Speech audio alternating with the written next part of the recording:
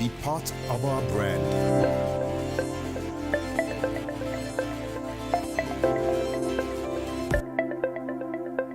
Leadership for God and country.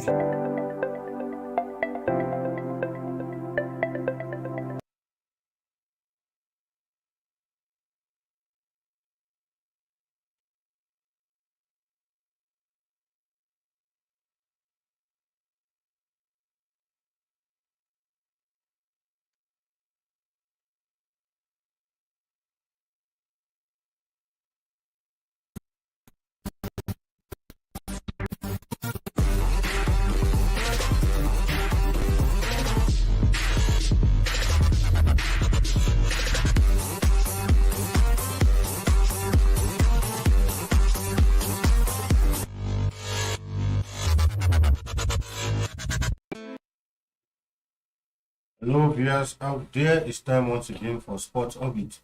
My name is Alpha Cho. Salifu Usman is on today's edition of the program. Salifu, welcome to Sports Orbit. Thank you, Alpha. It's always a delight.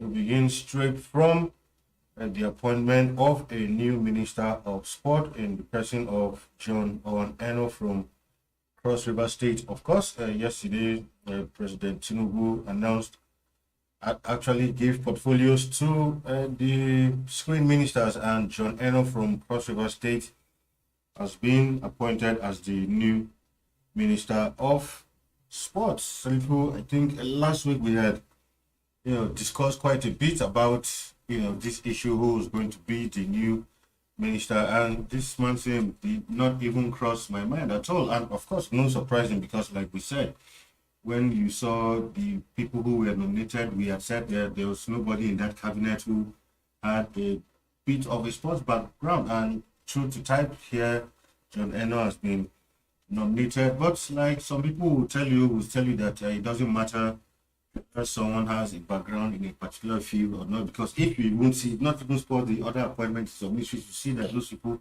some of them don't even have background in those fields. So some say, well, it's just about knowing how to administrate. But for me, I feel having a knowledge of the field sometimes might just go a long way in helping you deliver on your job.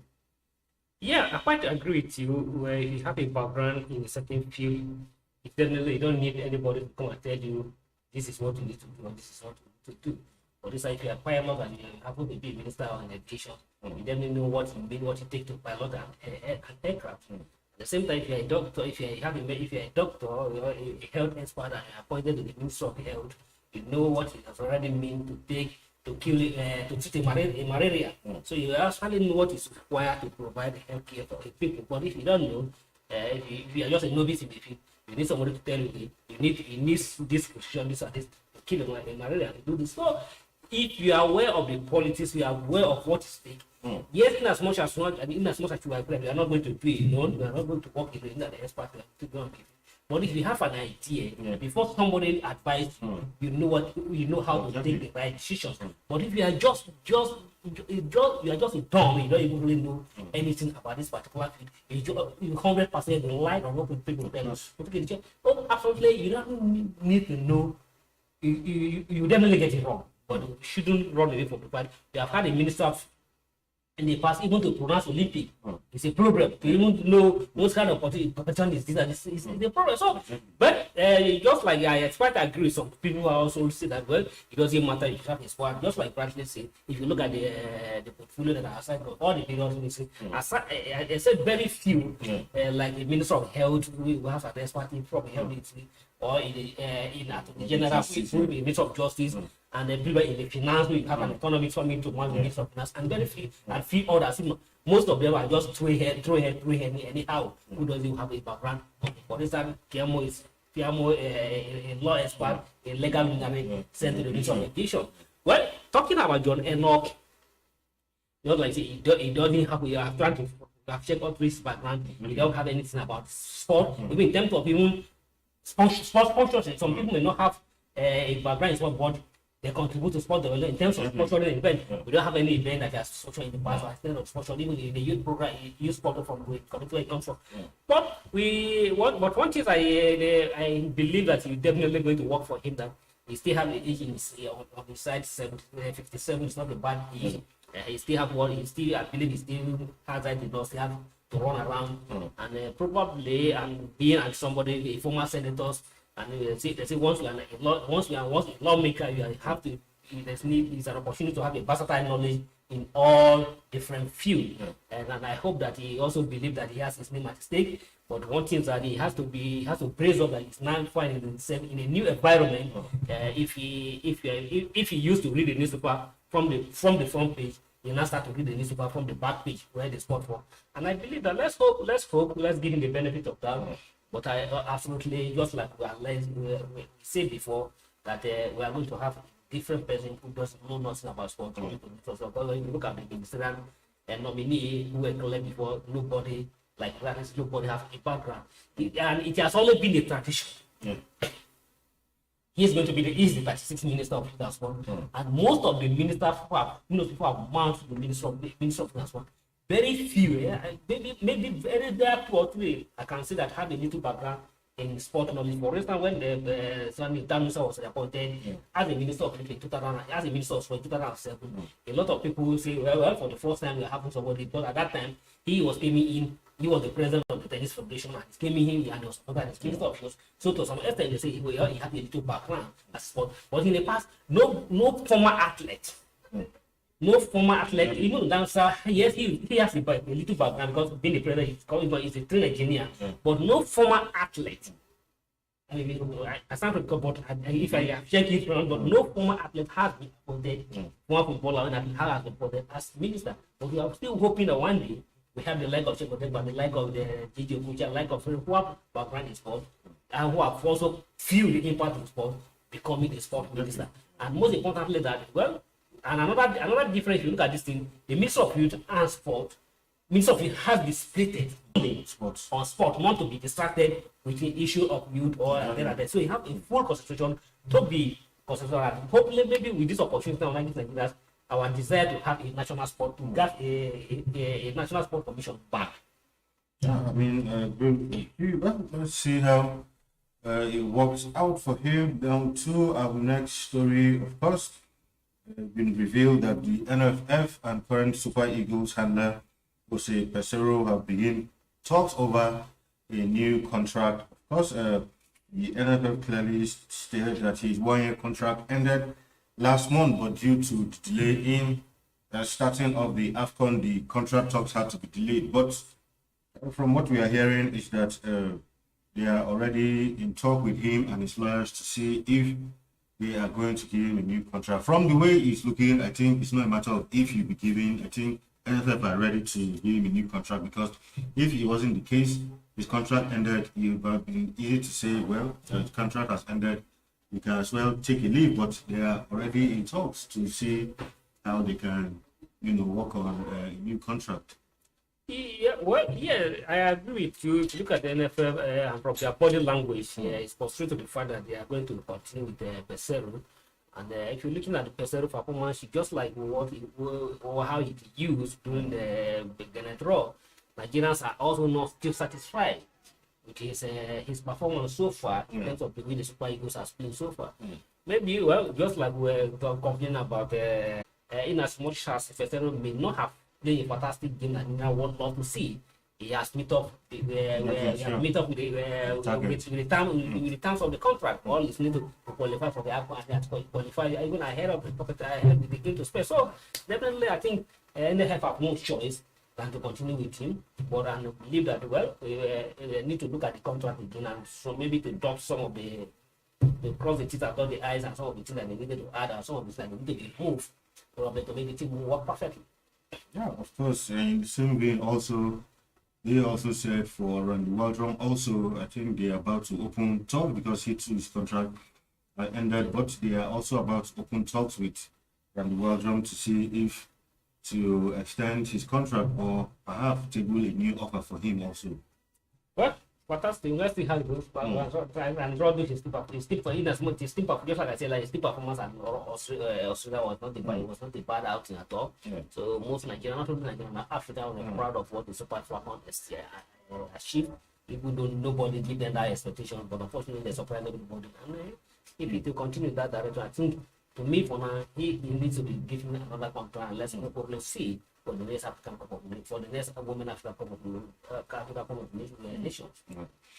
All right, to some NPLF news now. NPFL rather, of course, they had said the league was supposed to start 26th of August, but that date has been shifted now to sometime in September. From what we're hearing, to now begin on the week between 8th and 10th of September. Of course, according to the IMC, they said there are some things they mentioned so many things like clash schedules of teams who will be taking part in the continent. They mentioned about their football app, a lot of whole issues, and for them the major excuse is that they need to prepare properly. That's why they are shifting it. But I'm saying, before you arrive at the initial 26th date, were you not fully prepared? So, but to say because you're moving something to enable you be well prepared, I think for me, well, it's an excuse, but I mean, this is how it begins. From 26 now, we are hearing 8 to 10. Hope from there now it won't be. And before you know now, the league calendar is completely disrupted. And next season, again, we'll come back to say we want to align with the leagues in Europe. Because this is not the first time we've heard that we want to align our league with Europe. And every time, except this period when we did the bridge format, when we want to do a full-length league, something or the other always comes up. Yeah, I find it's like after take the word from my mouth. The essence of having a bridge league was to ensure that we have an aligned league, our league with other leagues in the world. And unfortunately, while the other league in the world has already kickstarted, both the Spanish league, the English league, except it's the that are going to start this weekend. Same for the Bundesliga. Bundesliga and even the French will have all play one league, one match. So by this weekend, they are going to into week two. And by this weekend, they are going to week two. Maybe probably before the end of this month, they might have played 4 matches. And by the September, you are going to September 10, as they say. Before that September 10, almost be like week 6 or most 7. of them have gone into the week 6 or week 7. And we even know the September 10 or later, that's in, it's not sacrosanct. Exactly. So it's not sacrosanct to the later day. So after wasting so much energy and so much time, you rush the league last season to ensure that you now stand on the same foot with the other counterpart in the world. Now we are foot dragging. And just like you see, before you know, the calendar league is disrupted. Okay, you are saying because of fixtures with other clubs that are going to engage in continental competition, even the Euro have other engaging in the European competition, and it's even more the reason why you have to start early now to avoid this congestion of matches. But by the time you now run into the middle and now you wanted to rush, and then you now want the club to be play two matches in the week to rush, and that will bring out that is the more reason you have to even start now than to postpone it to a later day. But and I hope that Elegbele and his team know what they are doing, and I hope that at the end of the day they should not come out to tell us last season was not the first time we had an abridged league. We have had an abridged league more than 3 times just to ensure that we are aligned with the league, but still we still come back to square one. And I believe Elegbele and his team will not drive out to square one. All right, we'll go on the break. When we come back, Sport Orbit continues. Nobody know. John, why this door not they close now?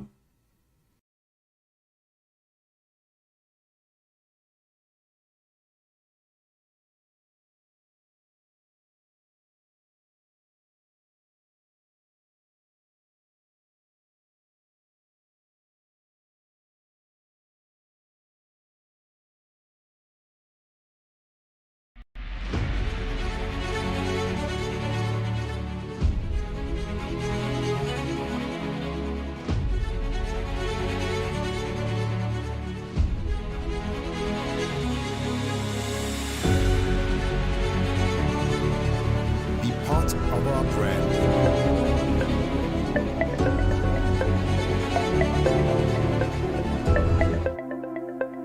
Leadership for God and country.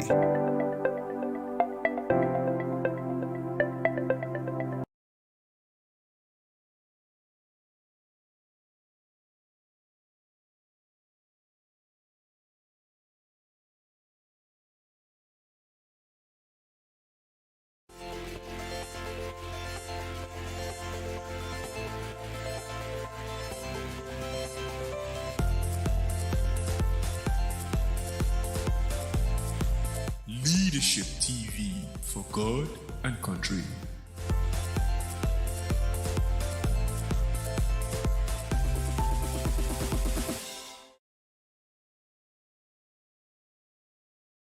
Now to some athletics. The World Athletics Championship Budapest 2023 will begin on Saturday, and the likes of Ese Brume, Nekwechi, and also Usoro, Favor Ashe, and the rest of them will be in that competition. For Brume, will be making her fourth straight appearance in the championship since she made her debut in London in 2017.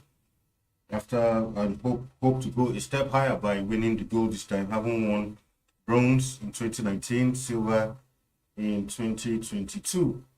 Well, so sad. 2 days to the championship, and while the likes of Brume and the rest of them will be there, no word yet on Toby Amuson. We had hoped that by this week on Monday we had said it.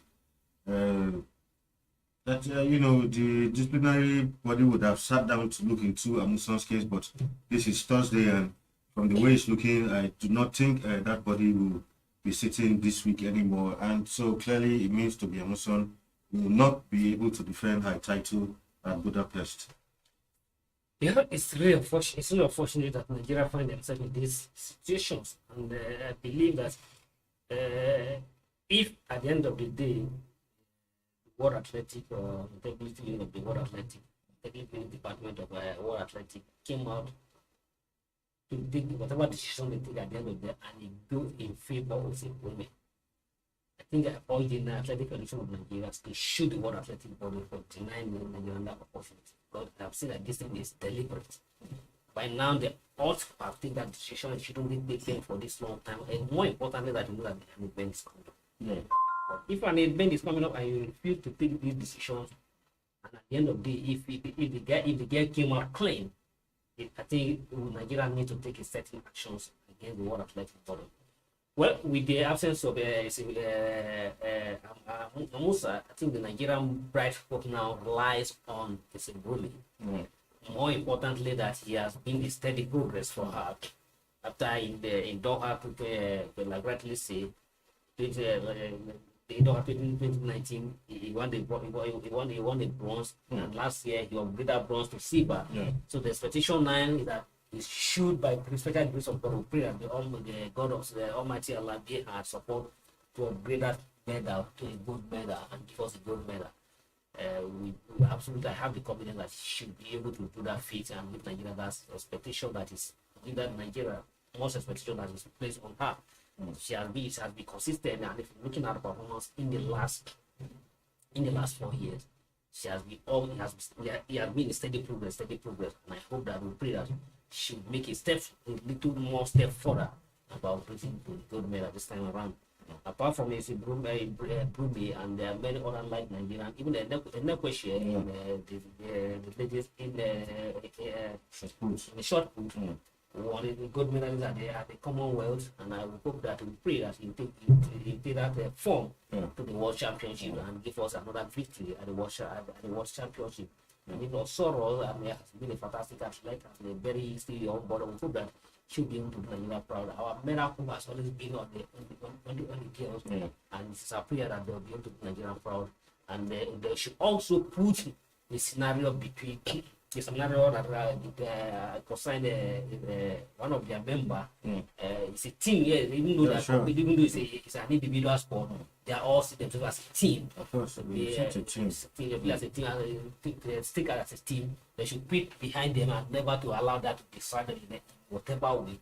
And I hope there will be psychologists in the Team Nigeria camp to advise these girls to decide them up and to ensure that they should allow that to affect them. Go up straight and Nigeria proud. It's still more reason why I think it is, to me, instead of to see as a distraction, they see as a motivation that no, we need to lift up our name and our country proud. All right, in other news now, NPFL champions Eyimba Football Club has announced a shared sponsorship deal with leading cryptocurrency casino and sportbook state Stake.com. Actually, the multi-year partnership will see The state logo featured prominently on Enyimba's jersey, digital platforms, and across the stadium, and also on hospitality ticketing and other marketing rights. Enyimba's chairman, Kanu Nwankwo, expressed his excitement about the deal. Said, "We are thrilled to welcome State.com as our new shirt sponsor. This is a historic moment for Enyimba as we join forces with a global brand that shares our vision and values. We look forward to a fruitful and long-lasting relationship that will benefit both parties and the fans." Of course, good news when I heard this. These are the kind of things you expect to see happen in a professional league, and these are the kind of things, that even bring money to the league. And like speaking with someone yesterday, like he said, clearly Kano Papilo is clearly showing. I mean, when it comes to football, he has attained global status. He's a global icon in the game, and it's really, when I saw this, it's really no surprise that with him at the helm, he's able to pull such a massive deal. Because if you ask me, Stake is involved with so many big athletes, big clubs all around the world, and having them, partner with Enyimba, I must say it's a good development. Yeah, a fantastic one. Is a good development, like rightly say. And if you're looking at some of the high-profile athletes that I identify with, this sponsor, this Stick.com, it clearly shows that the kind of Mako has spring and a very big surprise. And these are some of the things we want to see in our club. Set sponsorship money is a big deal. It's a big money. All the top in the club make a whole lot of money from the sponsorship. And that is why it is good to have the person, just like we're saying, discussing in the area of the Minister of Sport, to have somebody who knows what is there, who understands. And at the same time, so most of those multinational, they need a name that commands. That is the thing, exactly. Because, like we're saying, there's nowhere Kanu will enter. So, they need a name that commands. There's nowhere Kanu will enter looking for sponsorship, and you won't answer. You don't need more explanation. You don't need to convince anyone. You don't need more introductions. In fact, I'm sure brands will even be calling him to say, "Don't you need us to partner with you?" Exactly. It's a good development, and congratulations to Enyimba. But one thing I like the Kanu Nwankwo, in as much as he has started well, to do in a bit different from what the normal Nigerian sport admission normally do, is to tell us how much is involved. It matters a lot. Like for instance, if Manchester United or Arsenal have a sponsorship, they announce what is involved in that. But not in all cases. Make all those things so that at least it will make let me transfer open mind and let's fix it to change that up. Yeah, well, I have a different view. When it comes to a lot of things in Nigeria, people are always scared of mentioning sums of money on air because the security situation and so many things have not helped matters because well, I agree with you. Exactly. Situation and do that, but at the same time, people now begin to look in different. But definitely, once you hear a share sponsor, there's huge money involved. At the end of the day. And another thing is that we also need all Enyimba is going to present Nigeria at the competition level. They are former champion, 2 times champion. To get the share sponsor is one man thing, and another thing to project that image is another different thing. If a renewal of trust contract depend on the performance.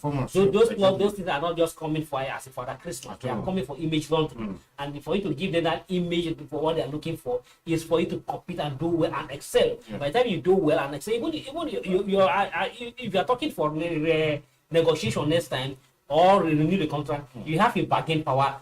You have a much bargain power if you excel at the continental level. All right. So some other news. Of course, yesterday the European Super Cup was on. It was Man City against Sevilla in that one, but Man City had to win that on penalties, 5-4. It was after a 1-1 draw because Sevilla had scored first before Man City equalized. That game went all to penalties where Man City won on 5-4 to win their first ever Super Cup trophy. Yeah, yesterday I was hoping that Man City, Sevilla will be able to break one of their odds against them. They are always serial losers in the final. They are playing the Super Cup final. I think yesterday was the 6th time or the 7th time they are playing the Super Cup program.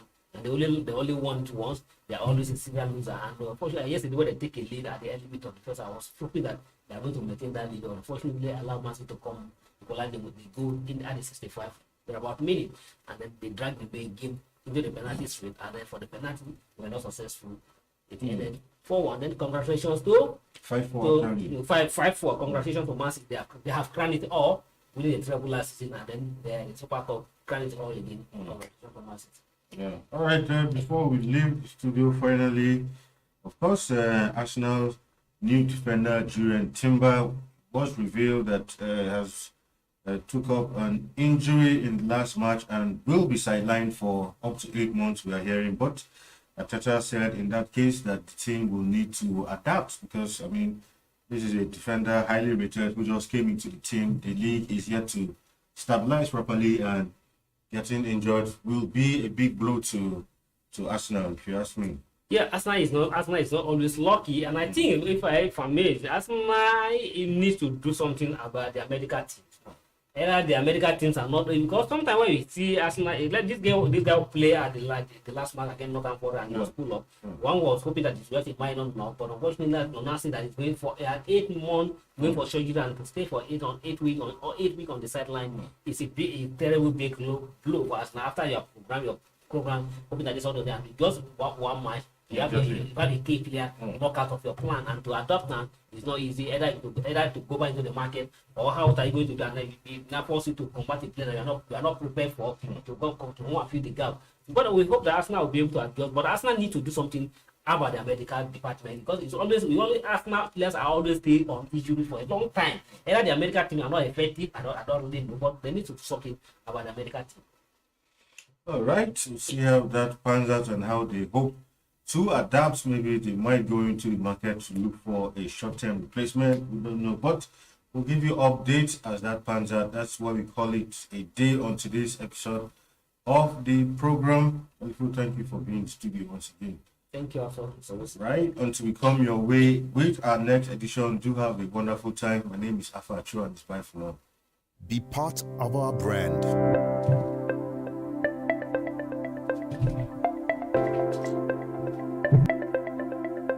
Leadership for God and country.